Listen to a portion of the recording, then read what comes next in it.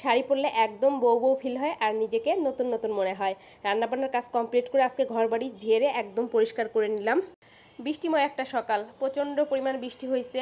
আজকে ঘুম ভেঙেছে বৃষ্টির শব্দ শুনে, কিন্তু কখন থেকে যে বৃষ্টি হয়েছে জানি না। এখন সকাল ওই 7টার মতন বাজে, মাত্রই উঠলাম, বেশ অনেক দেরি হয়ে গেছে।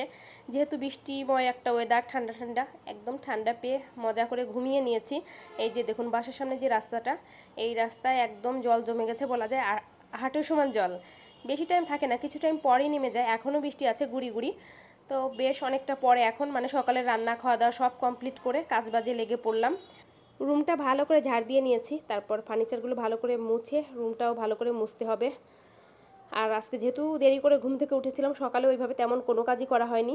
উঠে ফ্রেশ ট্রেশ হয়ে শুধু রান্নাবান্নাটুকু কমপ্লিট করেছিলাম। এই তো এখন আস্তে ধীরে করছি। যত কিছুই হোক, ঘরবাড়ি পরিষ্কার না থাকলে, গোছানো না থাকলে একদমই ভালো লাগে না। আজকে স্নান টান করতে একটু দেরি হয়ে যাবে, কী আর করার। কারণ এই কাজগুলো আমি মূলত সকালে ঘুম থেকে উঠেই করি, আজকে তো আর হয়নি।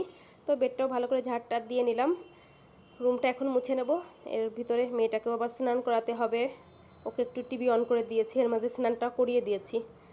তো তারপর সব কাজবাজ কমপ্লিট করে স্নান শেষ করে একটা শাড়ি পরে নিলাম, আমার পেজের শাড়ি, বাটিক শাড়ি। এইগুলো মোমবাটিক শাড়ি, ভীষণ সুন্দর। এত কালারফুল শাড়িগুলো বেশ কয়েকটা কালারে পেয়ে যাবেন, আপনারাও কিন্তু চাইলে নিতে পারেন। এটা ছিল লাল হলুদ, একদম ক্যামেরায় যেমনটা দেখতে ঠিক তেমনই। আমি তো শাড়িটার প্রেমেই পড়ে গিয়েছি। আর বাটিক মানেই তো আরাম। এরকম একটা শাড়ি হলে কিন্তু ষষ্ঠীর সকাল, সপ্তমীর সকাল বা পূজার যে কোনো দিন একদম আরামে পরে ঘুরে বেড়ানো যায়। ভীষণ সুন্দর। সাথে কিন্তু একটা ব্লাউজ পিসও পেয়ে যাবেন আলাদা। তো খুবই সুন্দর, যার ভালো লাগে নিতে পারবেন। তো চলুন এখন ফুল তুলে পূজা দিয়ে নেই, যেহেতু দেরি হয়ে গেছে। নাকচাপা ফুলের গাছে কিন্তু প্রচুর ফুল ধরে, অনেক ফুল ধরেছে। গাছটা এত তাড়াতাড়ি বড় হয়ে গেছে, এখন আর জায়গা পাচ্ছে না ঠিকঠাক মতো। গাছ এখন একদম হেলে গিয়েছে, কিভাবে সে বাড়বে মনে হয় সেই চিন্তায় আছে। মেয়েটার সাথে চলে আসছে ফুল তোলার জন্য। আমার মনে হয় এই নাকচাপা ফুল গাছগুলো বাইরে মাটিতে লাগালে বেশ অনেক বড় হয়, অনেক ঝাটকানো হয় বা অনেক ফুল ধরে। তো যাই হোক, এই সাদা ফুল গাছেও অনেক অনেক ফুল ধরে। এরপরে আরও কয়েকটা ফুলের গাছ লাগাবো। এখন অনেকগুলো ফুলের গাছ আছে, কিন্তু সব ফুলের গাছে ফুল ধরে না।